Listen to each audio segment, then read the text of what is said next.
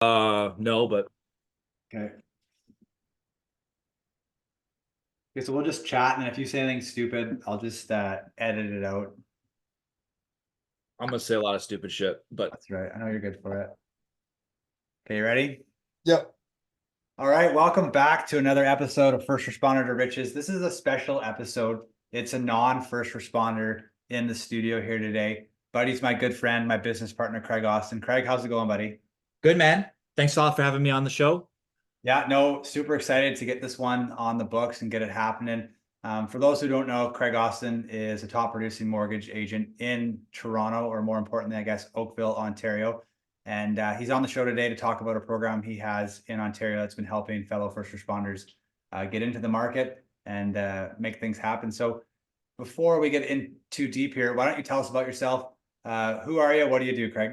Oh, the dreaded tell us about yourself question. Well, as you know, Scott, I'm a bit of a homebody.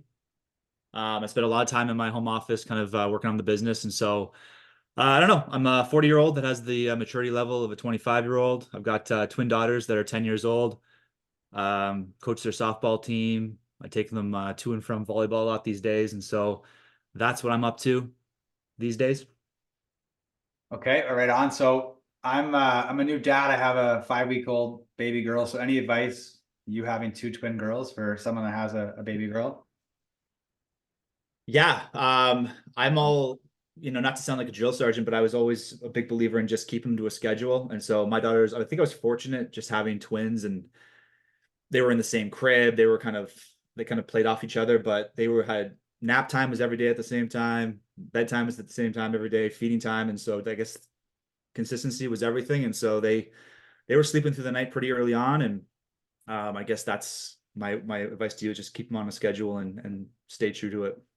I thought you were going to say maybe buy a shotgun or something like that, but Oh yeah, no, not yet. But all they're right, getting to that age. I think I can probably have to start thinking about it. yeah, a couple more years, I guess. Yeah, Okay, so hug your daughter, Scott. all You right, know, sweet. Okay, so everyone that is a mortgage broker, they don't usually grow up wanting or aspiring to be a mortgage broker dealing with spreadsheets, finances, money. How did you become a mortgage broker? What was the pivotal moment in your life where you became a mortgage broker? yeah. So just to take it back a little bit, so I was in corporate sales for a long time. I was flying around North America, kind of going from client to client.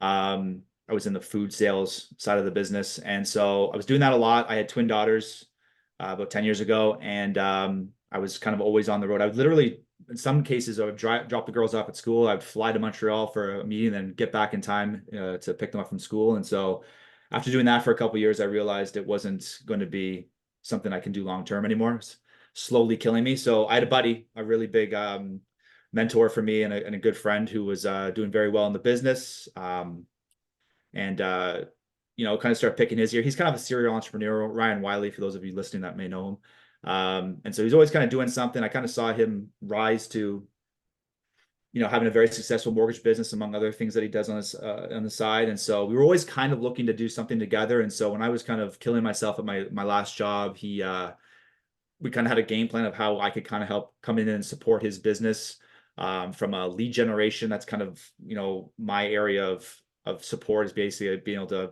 bring additional referral partners and leads in. So we kind of partnered on that. And in turn, he kind of showed me the business. So I was like, okay, I'm going to take the leap, left my old job, left the old career, and started with him and basically learned the business. So I was doing everything from lead generation, which is kind of what I was brought in to do.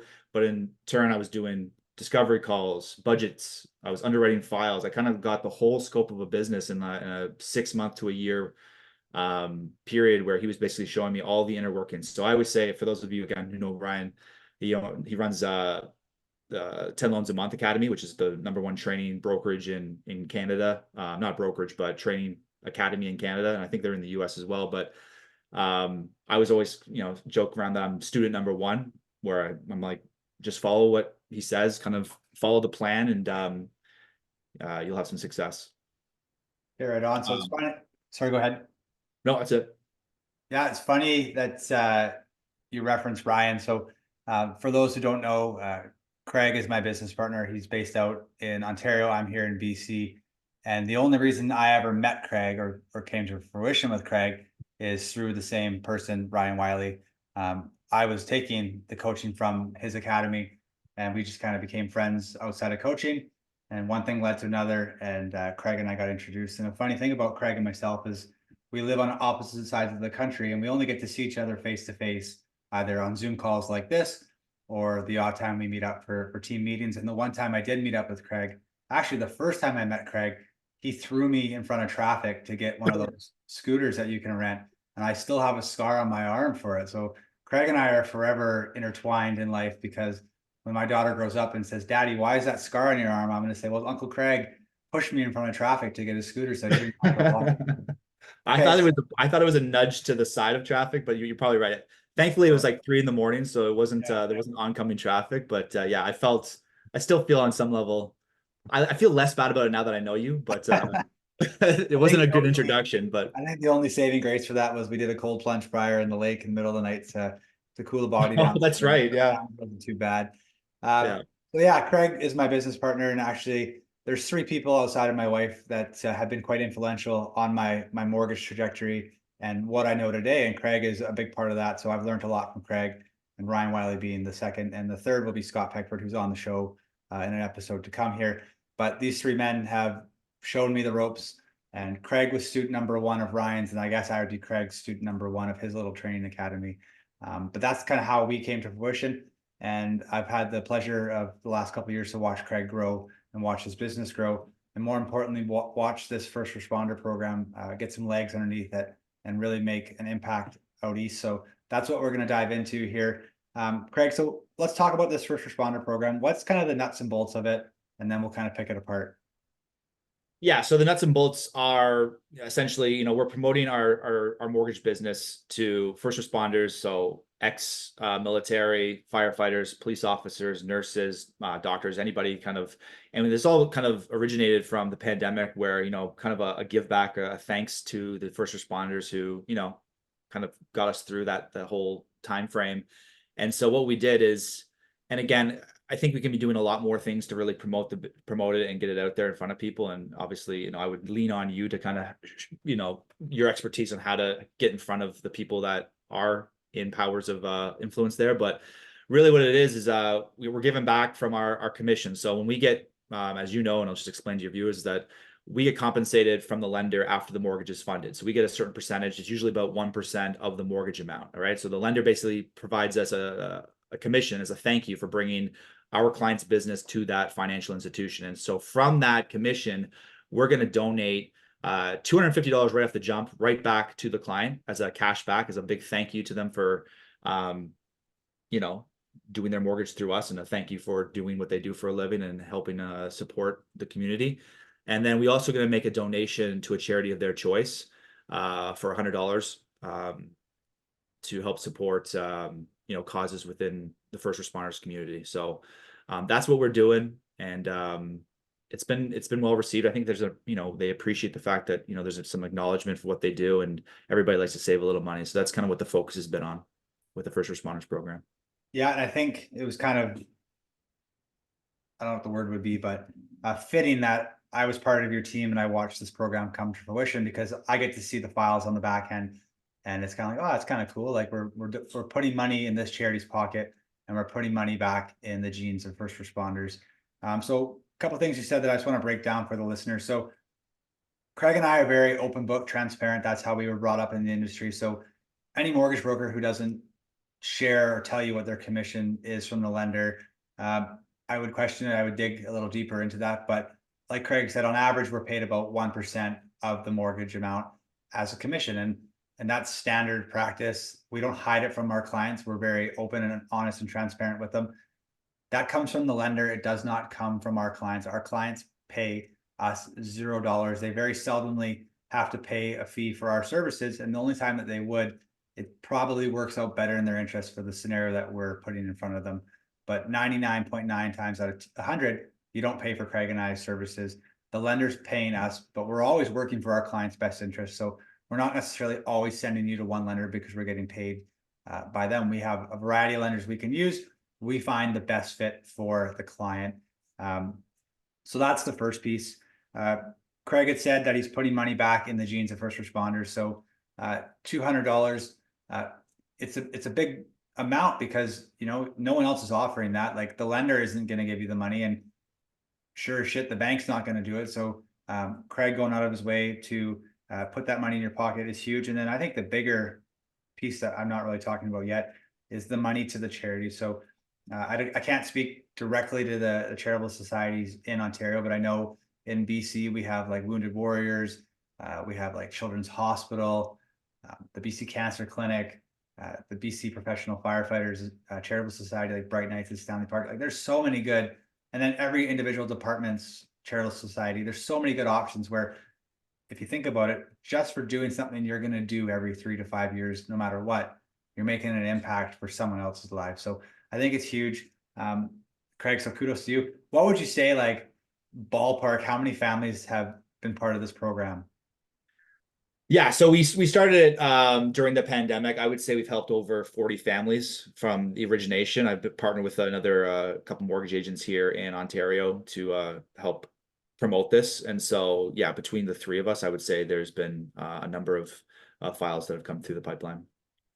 So there you have it. Like that's like $4,000 at least, without us actually going through the books to calculate it, that has gone to a charitable society that's made a difference. So like I know in BC, certain fire departments do like paycheck deductions. So like it's kind of the same thing, whether or not you want to give $15 a check to your charity, or you do your mortgage with Craig and I, and we put $100 into that charitable society. And again, this is something that you're going to do regardless. Like you're going to get a mortgage every 3 to 5 years. So why not make a difference with a charity and work with the best in the industry? And on that note, Craig, so I've had the pleasure of watching your business grow firsthand.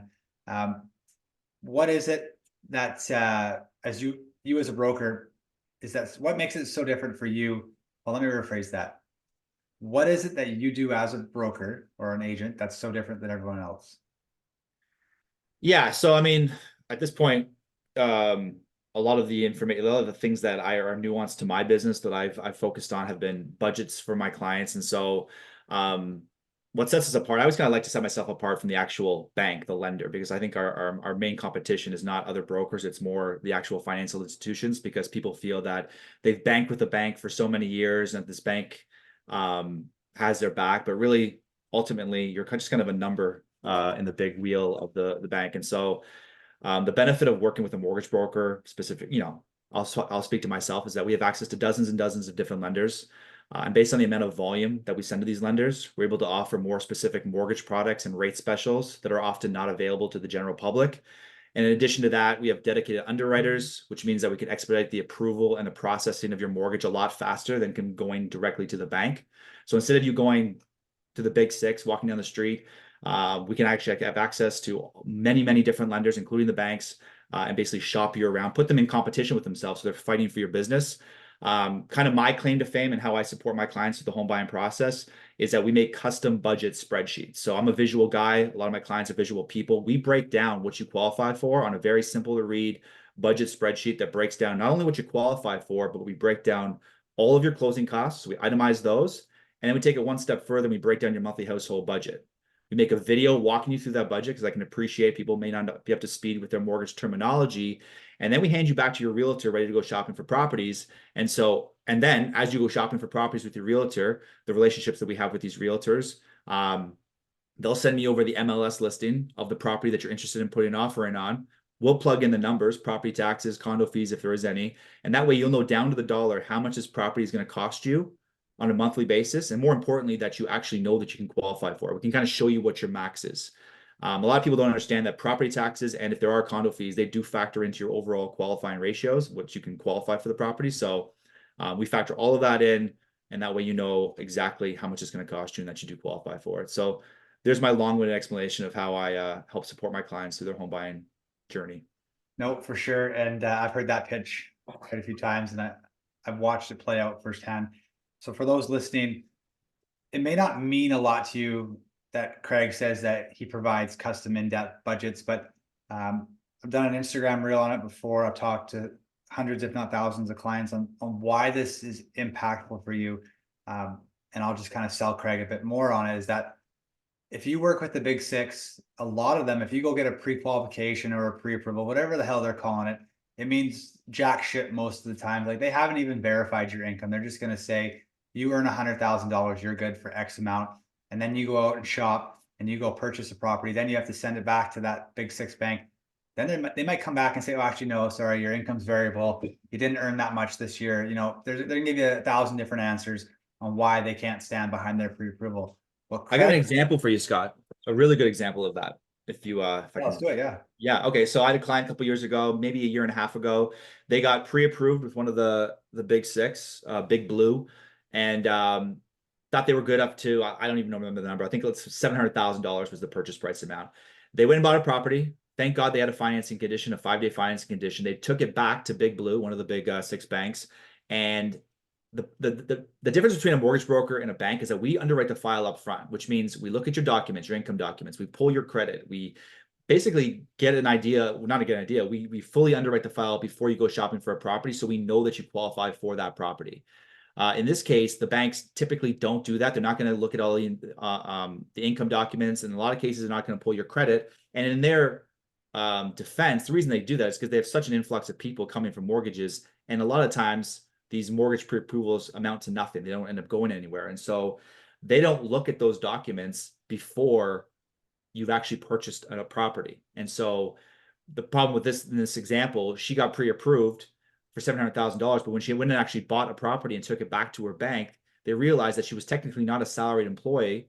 She was technically self-employed that was on contract. And because she was that, and she'd only been doing it for 6 months, the banks needed a 2-year average of her self-employed income to qualify that income. They needed a history or consistency of that income, which she just didn't have. And they ended up declining the file.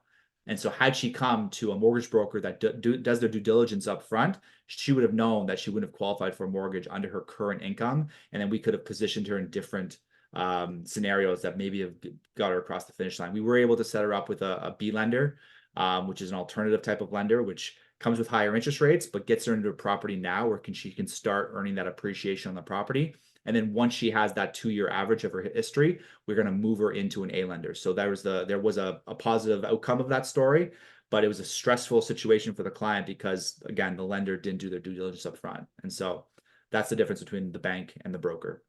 So the moral of the story here is that the bank screwed the client, and you should work with Craig and myself because we got you. Exactly. Exclusively us. So further to these budgets, because Craig had an apprenticeship style bringing up in the industry with Ryan Wiley, and I got to apprentice under Ryan and Craig. And my business is a mirror image of Craig's, just not as voluptuous or successful yet on the West Coast. But the budgets, they're huge. And like, I'm just going to hammer this home because the listeners, you might not think that it's big, but like Craig said, so the first big pro with the budget is that he's actually going to verify your income and make sure that if he tells you can go out and shop for 700,000, that you can go out with your realtor and go actually buy something for 700,000. So that's number one. Now, on these budgets, Craig's going to show you what the monthly cost of that $700,000 property actually is going to cost to, like, I think we are within like nickels on these budgets with the clients when they actually take possession of these homes. So that's value add number 2 on the budget. Number 3, when you work with your bank and they say, oh yeah, you're good for $1 million mortgage, you need $200,000 down. They leave it at that. And you don't think twice about it, but working with Craig and myself, we're going to show you on these budgets that, yeah, you need $200,000 for down payment, but you also got to cover these closing costs because you need them at time of closing. And if you don't have them, there's going to be a problem. So it shows you the closing costs. And I think Craig's within probably a couple $100 from what the lawyer asks for and what Craig tells them they need.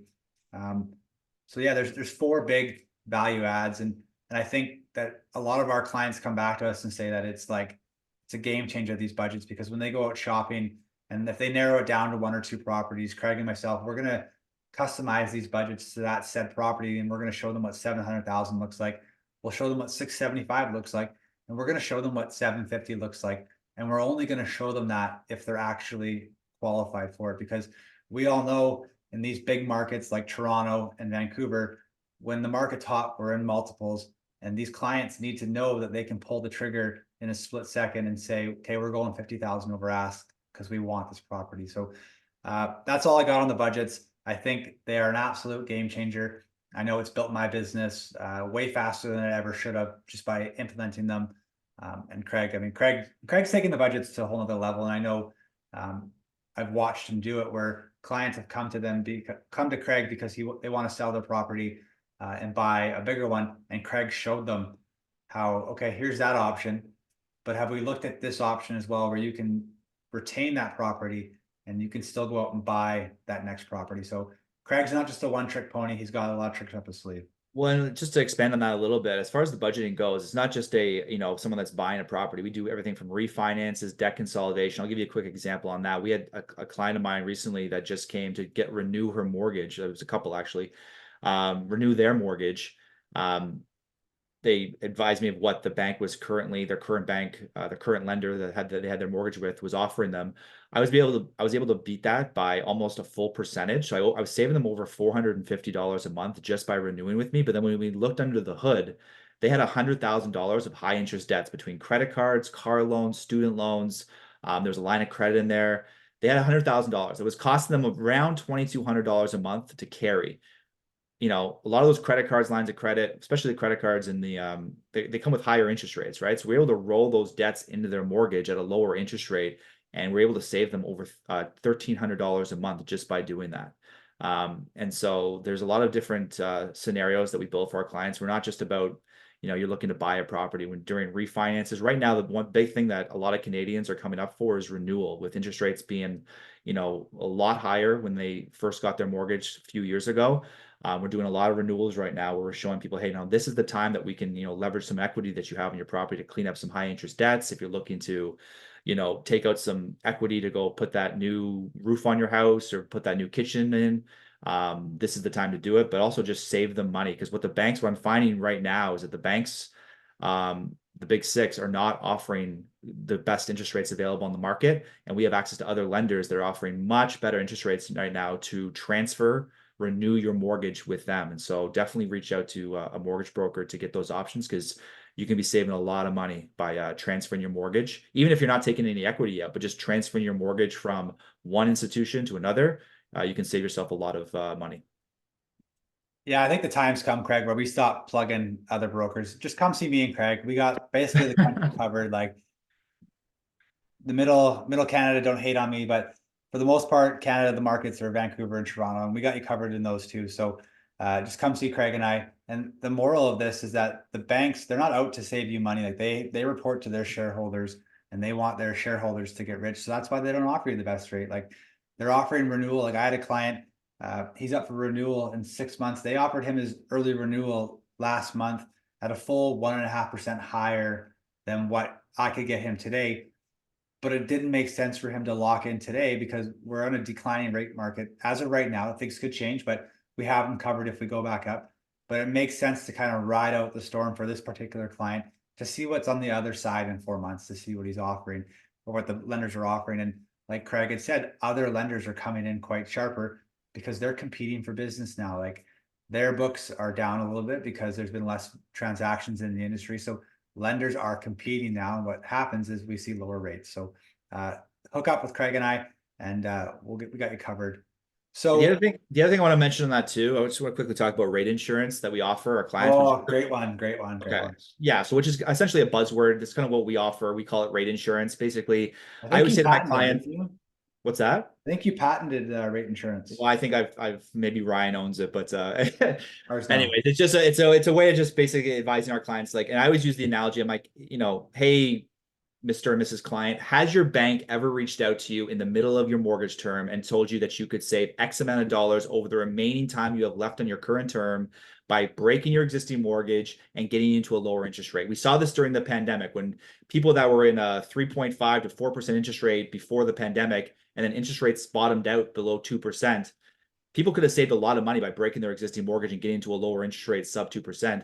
But none of the banks were reaching out to their clients, advising them they could save this money. And so working with the mortgage broker, specifically me and Scott, we will reach out. We literally have a spreadsheet that goes red light, green light. And so we're monitoring our mortgages on a daily basis. And basically when we get rate specials, and a rate special is an a special interest rate that our lenders that we have access to that are not typically available to the general public, when they offer us these incentives, which are called rate specials, we're able to pass those off to our clients to offer them additional savings. And so I'll give you a quick example. If you're in a current mortgage and you are in a 5-year fix and you've got, 4 years left on your mortgage or 3.5 years left on your mortgage, and we get a rate special that could potentially save you $17,000 over the remaining time you have left on your mortgage, just because the difference between your current interest rate and the new interest rate that we can get you will save you that amount of money. We're going to present those options to you. We're going to make you a quick budget, walking you through the numbers, and then you can make an educated decision on whether or not to pull the trigger on actually breaking your mortgage. And in a lot of cases, yes, there may be a penalty to break your existing mortgage, but we factor that into the equation.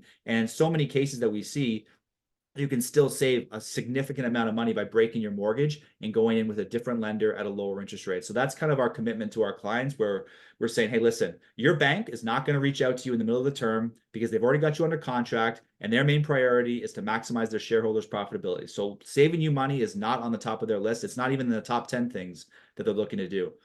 We do, because, obviously my goal is to do your mortgage, your kids' mortgages, and your kids' mortgages. I want to be a part of your real estate journey for a lifetime. And so that's kind of our commitment to our clients, to say, listen, partner with us. We're going to show you how to save the most amount of your money, fully optimize your mortgage so you're mortgage free sooner, and actually showing you how to leverage that equity to potentially create generational wealth for your family through potentially real estate investments or things like that. So you kind of have us in your back pocket, making sure your mortgage is fully optimized and you're saving the most amount of money. So that's kind of my pitch on rate insurance.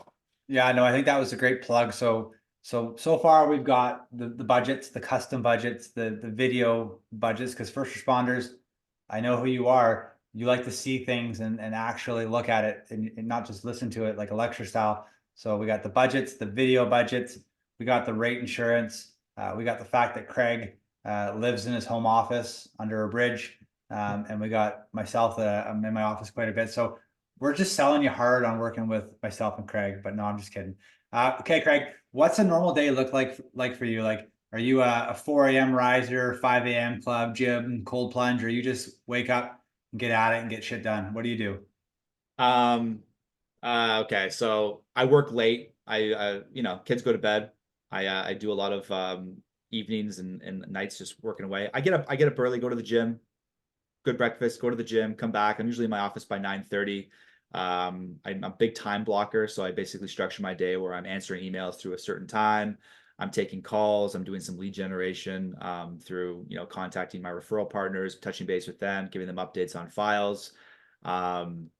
Yeah, that's kind of my day in a nutshell. I don't have, my claim to fame is, I always say to my clients, I'm like, listen, have you ever tried to reach out to your bank in the middle of the day or even after hours or on the weekends to try and get a hold of them? I'm like, I make myself, my availability is almost too open, where, you can get a hold of me pretty easily through text and email and phone calls. And so again, in those moments, and I don't promote this, I usually, my referral partners and the realtors that I work with know to give me a bit of a grace period. But in those instances where you're in a bidding competition, you're buying a property and maybe there's multiple offers, lots of times I've been able to jump on a call, walk them through what their absolute max on a property is that they may not have been looking at a week prior. So just the availability to be able to get someone on the phone easily, one direct point of contact, is kind of like another, feather in the cap compared to working with your bank.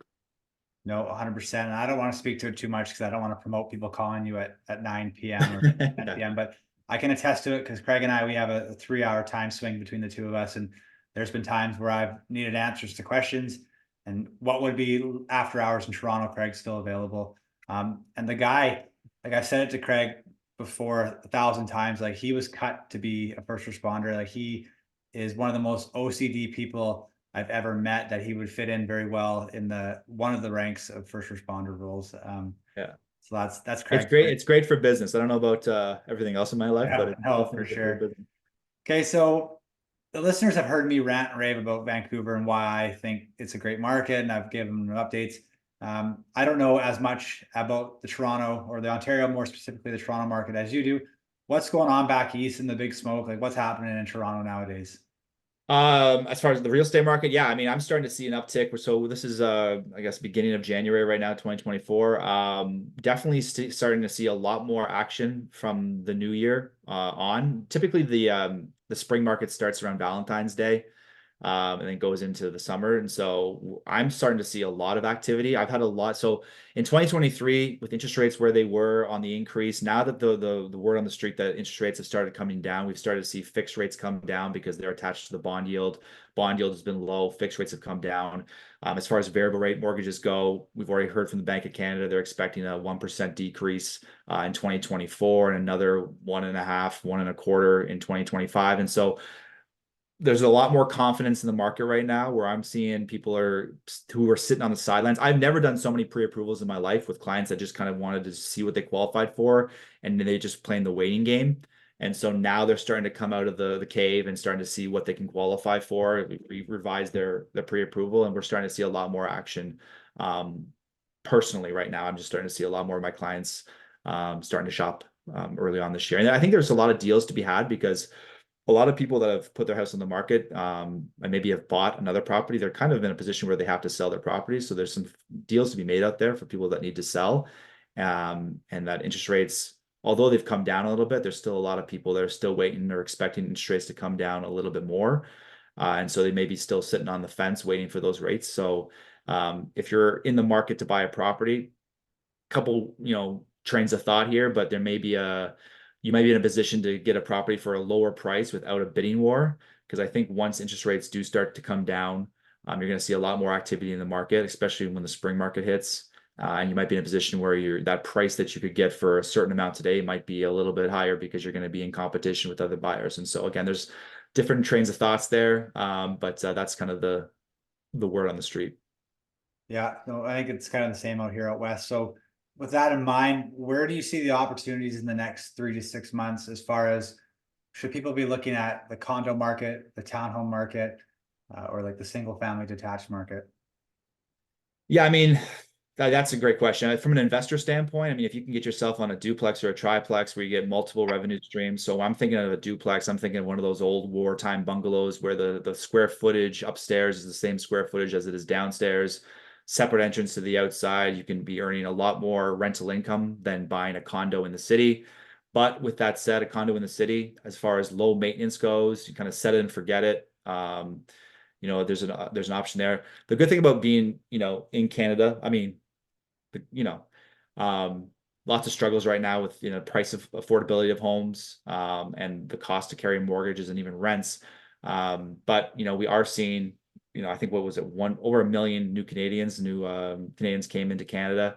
In my market, typically historically, over 40% of those have migrated to the Greater Toronto area, which is where I'm located. And so for real estate, that's why I believe we'll continue to see it increase because as long as it's kind of simple economics as far as supply and demand, if you've got a massive amount of population and in where I live, not enough supply, you're going to see prices continue to increase. So if you own real estate in Canada, if you own real estate in the GTA, even where you live there, Scott, I think you're going to see it continue to increase over time, and that getting into the market is where you want to be. Buy real estate for the long hold. I don't think you'll ever meet anybody that'll say they regret buying real estate because if you've owned real estate, especially where I live, over the last 30 years, the rate of return has been over 7.4%. In the last 15 years, it's been over 15% return on your investment. When we run our budgets for our clients, we run our numbers more conservatively at 5% appreciation year over year. And so when you have those, some years it's going to be 1%, some years it's going to be negative 2%, but some years it's going to be 20% increase, right? And so historically, year over year, you're going to be earning money off of real estate. So I think there's it's, in my opinion, my biased opinion, that's the best place to park your money. Yeah, no, I think Craig kind of buried the lead on this podcast with this final remark that just you need to get off the sidelines and get in the game. And Craig's giving me some plugs here on my Instagram because those are all reels that I've done in the past where like one was like get off the sidelines, get in the game. One was get on the property ladder and climb it. One was appreciation. And like Craig said, like our budgets, we go 5% conservatively. Craig's market, like he said, was around 12% for the 15-year average. In my market, I think the 20-year average was almost 20%, which is like crazy. You got to remember, like during the pandemic, we had like the big uptick in value. We may not see those great appreciation values, but like a 10% appreciation is quite achievable. And we're running our numbers off of 5%. So there you have it, folks. Craig Austin. Craig, I really do appreciate you making the time. I know how busy you are, and this one's been on my radar for a while just because I look up to you as an industry icon.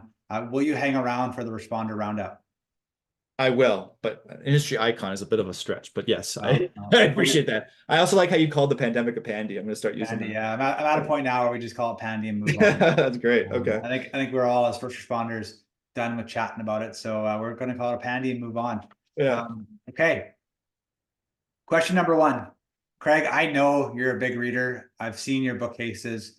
What's one book that you've read in the last 12 months that you'd recommend? That's not Harry Potter and a book for 12-year-olds or 10-year-olds. So the one that I've read the most recently is Extreme Ownership, which is that Jocko guy, Jocko Wilkin. Basically just taking ownership of your life, not, passing the buck, essentially owning what you do on a daily basis. And, if it's whatever it is in your personal life, your business life, basically just, what can you do on a daily basis to make yourself more productive, more efficient, and basically cut out the bullshit and the excuses and just get down to work. Okay, that's a great book. I've read it. I liked it quite a bit. All right, if you had to eat one meal for the rest of your life and it's not Annie's or Kraft Dinner, what would it be? Oh, there's so much, and I'm such a fast food junkie. I'd get a McDouble just like a Mac. Maybe I just get a Big Mac. No, I don't know. I'll go back to my keg days. I used to be a server at the keg. I'll get the keg size prime rib, twice baked potato with a lettuce wedge, blue cheese crumble, boom, and then scallops and bacon on the side. And then how about a Billy Miner to finish? Let's do a Billy Miner, yeah, for sure. Yeah. And a keg Caesar on the side for the drink. That's it. That's it. All right, that's good. I haven't heard that one before. I mean, I love how you referenced the keg. That's how Ryan and Craig met, was the keg. All Yeah. right, favorite quote. I know you're very inspirational. You got quotes on your wall. What's your favorite quote of all time? I don't have quotes on my wall. I'm not that guy that has quotes like around like the roof of my living room or anything. No, I don't really have quotes. I mean, I would be like, I'll be like the Ric Flair, to be the man, you got to beat the man. Or in the mortgage world, I'm the best there is, the best there was, and the best there ever will be. So for those who don't know, that's, I believe, an Owen Hart reference, or Bret Hart. Oh my God, no. It's a Bret Hart. I mean, that's close enough. Oh geez. Well, Craig's a big WWE fan, or WWF when he was watching it, but I'm I surprised. was a big 90s wrestling fan. I should have got you tickets to the WWF here last week in Vancouver, or SmackDown. Yeah, I don't know too much that's going on these days, but late or I guess 90s in general, I was a big nerd. Yeah. I still am a big nerd, but maybe in different Well, ways. I'm scared to ask this next question. Favorite movie of all time? Oh, Back to the Future 1 and 2, and then True Romance is a sleeper that people should watch. It's with Christian Slater and Tony Soprano's in there as well. Great movie. I wrote that down. True Romance. Yeah. Okay. So favorite city to travel to in your home province? Huntsville, Ontario, Muskoka country, cottage country. Cottage country, yeah. Yeah. Good old cottage country back east. That's Okay, it. final question of the day. One thing you've purchased for under $1,000 that's had a positive impact on your life. I got two, man. Okay. Air fryer. And for those of you out there saying, well, it's the same thing as a stove. Yeah, it's the same thing as a stove, only way quicker, easier. It's a game changer. I would get 3 air fryers just to accomplish like a full meal. Anyways, and the other one would be a Tushy Spa. And if you don't know, Google it. It's funny, like, so both items. So we built a new house 14 months ago, and my wife wanted to put power behind the toilet for a future Tushy Spa. And I said no. I said we didn't need it. And then we traveled to Mexico, and the resort we had, every toilet had a Tushy Spa. And man, that's a game changer. Game changer. Game changer. And then the air fryer, funny story is Craig and mine, our good buddy Ryan Wiley, I think he's looking for an affiliate gig with air fryer, because when we were up at his house in Kelowna, he cooked everything in the air fryer. He had double air fryers rolling, and that's how he cooked. And he's a phenomenal cook too. I mean, he's got all the gadgets, but he was onto the air fryer early on. Yeah. So, but no, yeah. I'm lucky the stove my wife put into our new house has an air fryer function. So one less appliance in my house. Okay, Craig. Well, that's a wrap for me. Thanks for joining the show. Where can everyone that's itching to get a mortgage in Toronto with you find you? Yeah, online I'm at Mortgage Craig, at Mortgage Craig. Easiest way to get in contact with me is chatwithcraig.ca. Takes you directly to my calendar where you can schedule a call at a time that works best for you. We do a deep dive into your situation and then get you pre-approved for a mortgage, and you're on your very way. There you go, folks. Craig Austin, #1 mortgage agent in Ontario, Toronto. That's not true at all. That's so true. Find him online. He's got a Yeah. podcast as well. Check it out. It's on Spotify, I believe. Craig, what's the name of your podcast? Do you remember? Yeah, the Mortgage Secrets podcast with Craig Austin. Okay, check that out. Craig, thanks for joining, man. I appreciate it. We'll chat soon. You're the man, Scott. Thanks, bro. Appreciate it. I stop recording.